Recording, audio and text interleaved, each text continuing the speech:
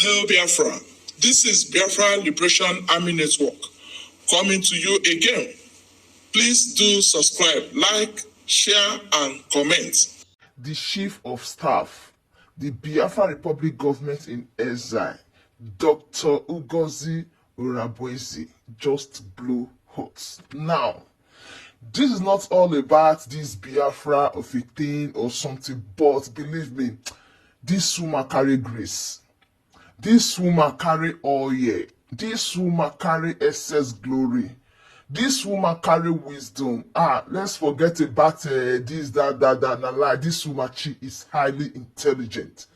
Aside that, she knows what she is doing. I beg, follow me. Let us hear from her. This is not all about matchmaking or to hold phone to talk. No. This woman, she was the chief of staff. Like, this is my first time I'm really hearing from her. Like, since when the Biafran Prime Minister Simon Ekpa Day, we don't really hear her speak, or maybe I'm the one that don't follow her or don't pay attention. But this period, when she represents, you know, say person represent, hear her voice, hear what she dey talk. As some of you are aware, our Prime Minister Simon Ekpa was invited by the Finland local police for some frivolous allegation by some disgruntled Nigerians living in Finland, being sponsored by the Nigerian terrorist state and Europe and Britain. Our PM responded to that invitation and still doing that as we speak, delivering information, giving them the reasons why indigenous Nigeria must be free, the reason why Biafra must be free, the reason why the world is going to be a better place when Nigeria is divided or collapsed, so that the indigenous Biafrans, indigenous Nigerians can function at their highest capacity, not this capacity set by Nigeria. You almost heard or read some misguided Nigerian journalists and politicians and some Nigerian agents that our Prime Minister says he's now the leader of Biafra government in exile, that our Prime Minister is in jail, that our Prime Minister, His Excellency Simon Ekpa, is a terrorist, that our Prime Minister is inciting people.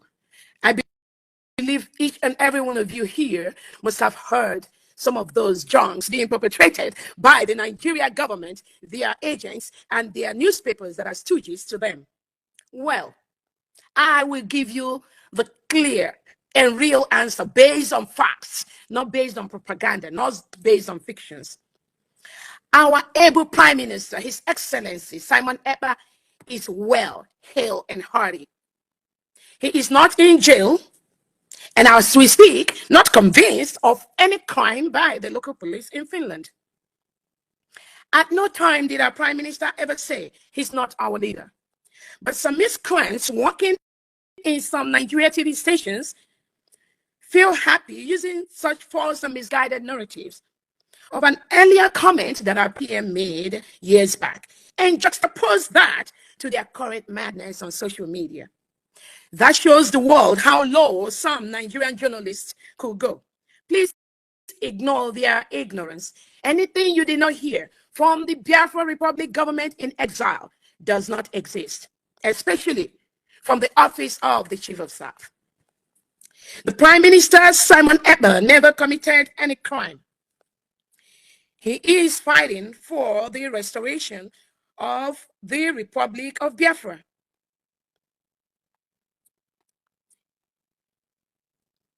He is fighting for the freedom for his people and defending them through self-defense, which is the right of the individual and the right of the people.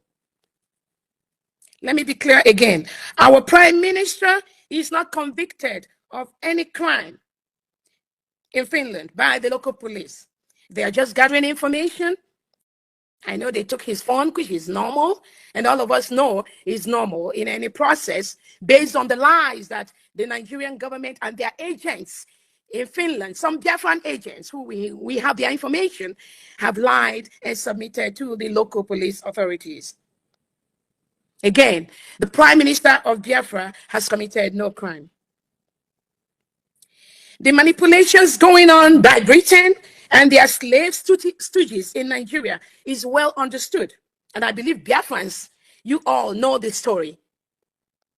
My advice is for everyone here, and my advice to those that are peddling false information against our Prime Minister in the local police in Finland, the Finland authorities, those that are listening, and the stooges, the Nigerian government, with some of their likes in Southeast, governors, Southeast politicians that are peddling lies.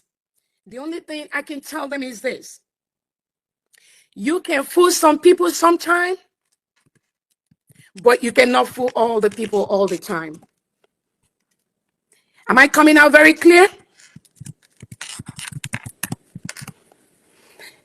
I hope everyone is listening. Can you hear me? Am I coming out? Okay, good. Great. So I'll continue.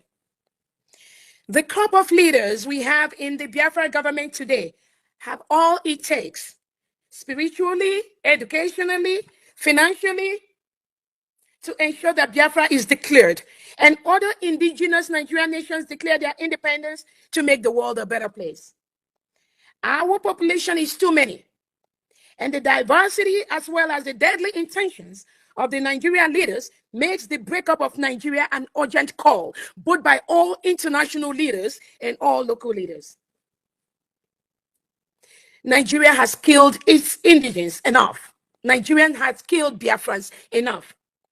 And any genuine and indigenous Nigeria that wishes to continue existing inside this enclave that kills and maims every second, we wish the person luck. But for Biafrans and indigenous Nigerians that wants to make the world a better place, the entity called Nigeria must crumble so that indigenous will go their separate ways and start rebuilding from the scratch. And I'm going to go ahead and give you some of the points that have made Nigeria a burial ground.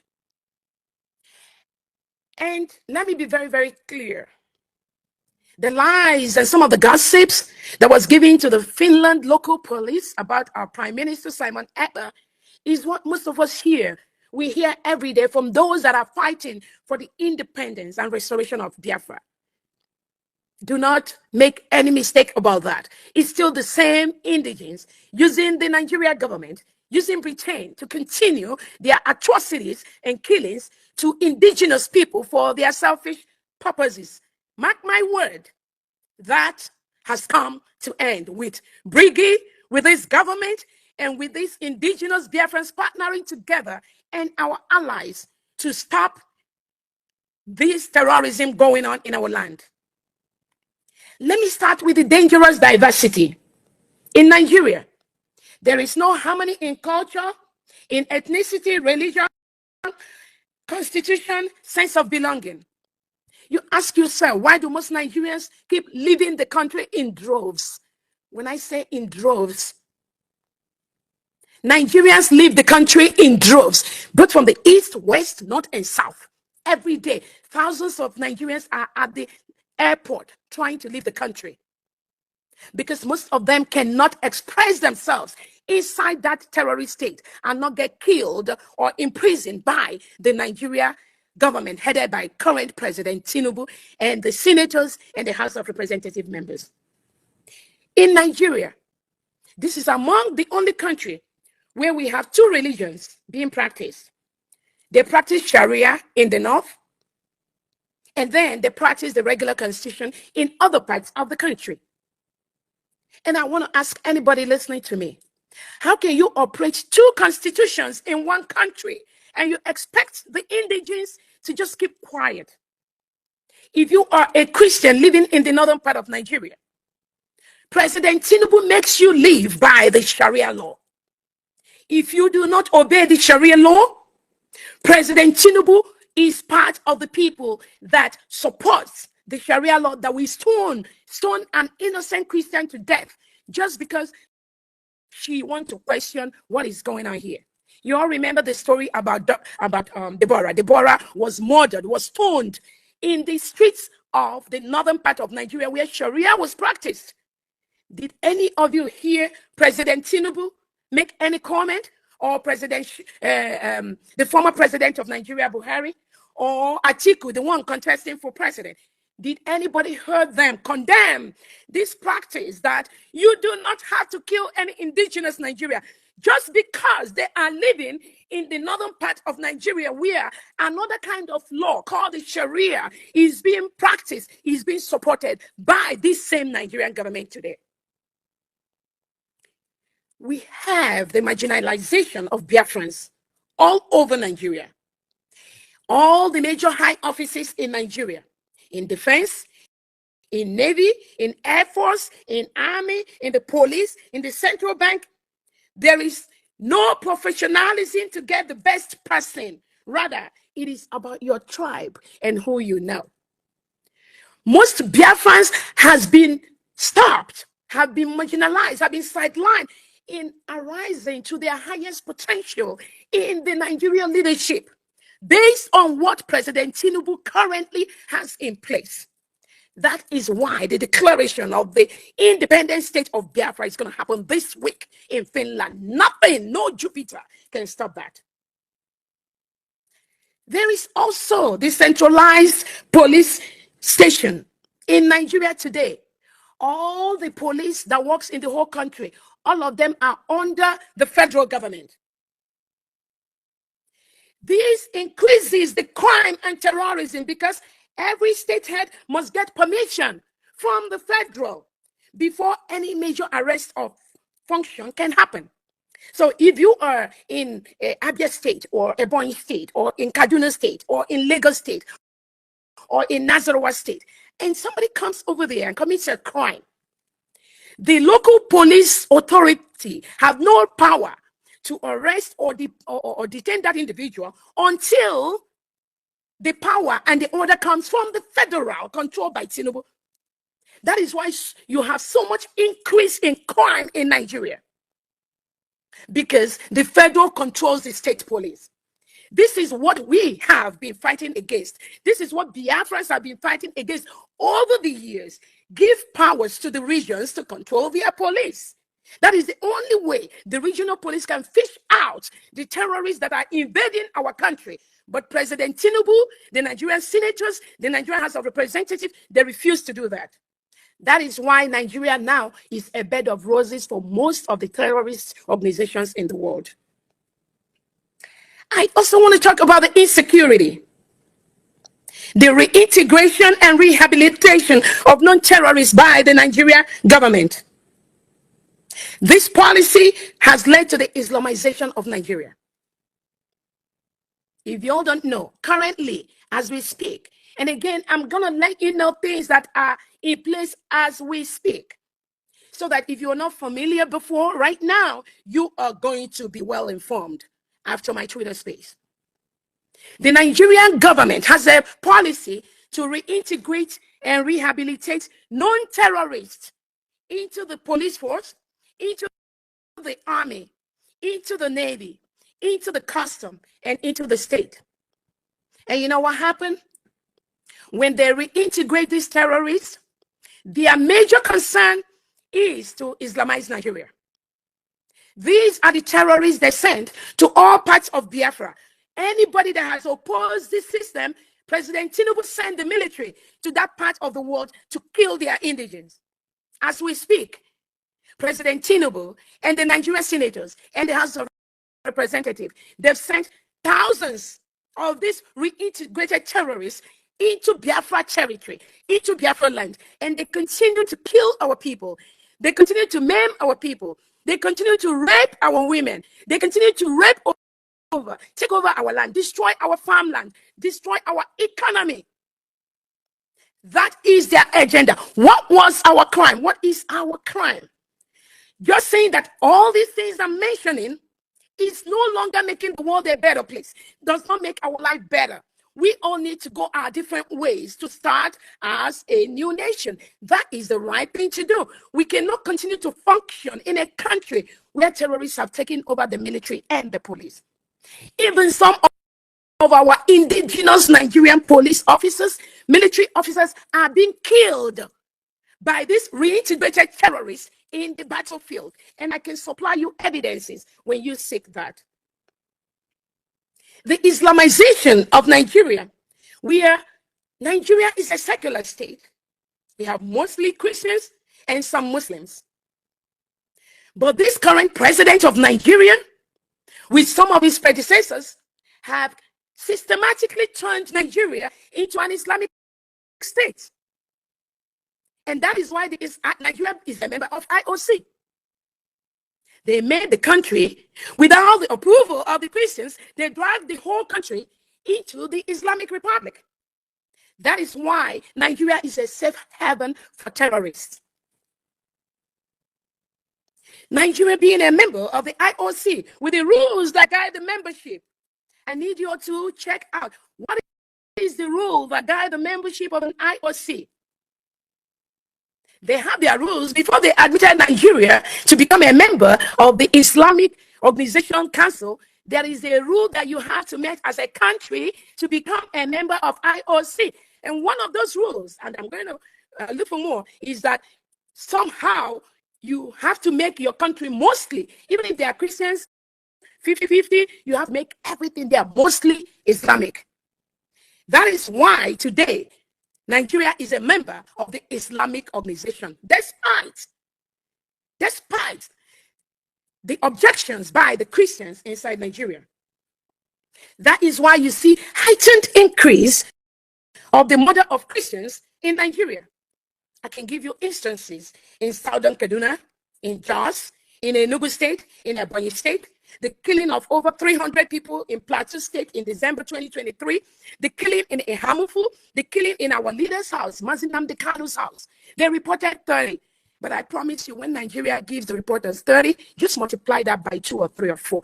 That is the number of innocent Nigerians they killed just for nothing because they want to actualize their Islamic agenda. The killing in Ebonyi State, the Aba massacre, the recent one, all young Nigerians, young Biafrans dressed in white, they were marching on the streets of Aba, just requesting for the release of our leader, Nnamdi Kanu, whom the Nigerian government has been holding for almost 3 years for nothing except we want the nation of Biafra because we cannot live in the same community with terrorists. Nigerian government is holding Nnamdi Kanu today. There are several massacres, of which anybody here that need more information, request for the information from me, please call me. My phone number, 770-329-7339. Again, 770-329-7339. And I'll give you more detailed information, some of which I'm not going to cover here because of time. In Nigeria, there is oppression, suppression, and killing of unarmed innocent citizens just for marching on the street. You're all familiar with the last march that was done like 2 or 3 months ago, the End Bad Governance. Do you all know how many innocent Nigerians that were killed by President Tinubu using the Nigerian police and army? They were up to, I believe, they were up to 30 to 50 or more innocent indigenous Nigerians murdered in the northern part of Nigeria for nothing, just because they were marching against bad government. Some of you are familiar with the Answers March, which happened in Nigeria. Some of you are familiar with the number of innocent Nigerians that were killed during that protest. Even though the Nigerian government denied, nobody was killed. But all the human rights activists, all the human rights report has pointed to the fact that Nigerian government murdered innocent NSAS people, NSAS Nigerians, just because they were protesting against the brutality of the reintegrated terrorists that entered Nigerian police. That was why the Nigerian government killed all of them. There was the Aba March, the innocent Nigerians were killed, the Mpo March, innocent Nigerians, and these are all unarmed innocent citizens expressing their point, expressing their right against bad leadership. There was the Headbridge massacre. There was the Mpo massacre. All these were done by the Nigerian government. Anybody that's saying that our PM is instigating, Nigerians and Biafrans here, we love to confront you, to ask you, how do you define instigation when innocent indigenous are murdered by their hundreds every month and nobody is talking about it except our Prime Minister Simon Ekpa and our leader Nnamdi Kanu and others? We all are aware of the recent Okuama killing. Over 100 citizens, mostly males, were killed by the Nigerian military. Innocent citizens. How many court cases do we have in Nigeria against this military that murdered these innocent people today? How many have been, I'm not even going to go talk about compensation. But where are the court cases against the Nigerian government for the killing of these innocent citizens in Okuama, the oil-rich Delta region? Who is talking about that? Who is telling Nigerian government you cannot take life that you did not give? Nobody. Only our Prime Minister Simon Ekpa has sworn by his life. He is going to defend Biafrans and any indigenous Nigeria that is going through what Biafrans are going through. So I tell the Finland government at this moment, please, any questioning that's been going on our Prime Minister, please release him ASAP. Let him just have his freedom. Give him back his telephone. Because this battle, you are not going to win it. Nobody. Because it is the right thing for us to do. And we must continue to do that. I've talked about the reintegration and rehabilitation of non-terrorists into the Nigerian system. And the current Nigerian Defense Minister, Christopher Musa, has explained in detail how Nigeria reintegrates non-terrorists. And I can tell you at this point that some of these terrorists that are reintegrated into Nigeria by President Tinubu and Christopher Musa, Senator Godswill Akpabio, these people have started taxing indigenous Nigeria in some states of Nigeria. In some states of Nigeria, if they don't pay taxes to these reintegrated terrorists, they will not allow them to harvest their farms. All of you listening to me here, both abroad and home, tell me, is this the kind of thing that happens in your own country where terrorists are officially reintegrated due to the government policies and they take over the land, and then the indigenous are now being held hostage and being taxed? If they don't pay the tax, they are not going to cultivate, they cannot going to reap the fruits of their labor. They cannot go to their farms. Think about this. We have a lot of kidnap going on in Nigeria. Mass burials. We have mass burials in Borno, Kaduna, Katsina, Imo, Anambra, Ebonyi. Mass burial. This, again, I want you all to be very clear with me today. The reintegration of non-terrorists into Nigeria doesn't just happen. So I'm calling on America. I'm calling on Europe. I'm calling on Finland. I'm calling on all the developed countries of the world to be fully aware that these reintegrated terrorists, they don't just come to Nigeria. The Nigerian government invites them for political reasons to win elections. And when they've helped them to win the elections, then they want to dump them back to the Sahel where they belong to, and they refuse to go. That is what is going on. When they refuse to go, Christopher Musa, the defense minister, what he does is now craft a policy with President Tinubu and Buhari, the ex-president, to reintegrate this terrorist into the Nigerian system. And that is why the havoc is going to even get worse. What country in the world rehabilitates and reintegrates non-terrorists? Because the Nigerian government does not know what it takes to safeguard the lives and properties of its citizens. That is why they have that policy. All they want is power. Who is going to help me get power? But Biafrans, we are going to let the world know the power belongs to the people. The power does not belong to the people you brought in to vote for you in an election so that you're going to win the election. I'm going to talk about the compromise and corruption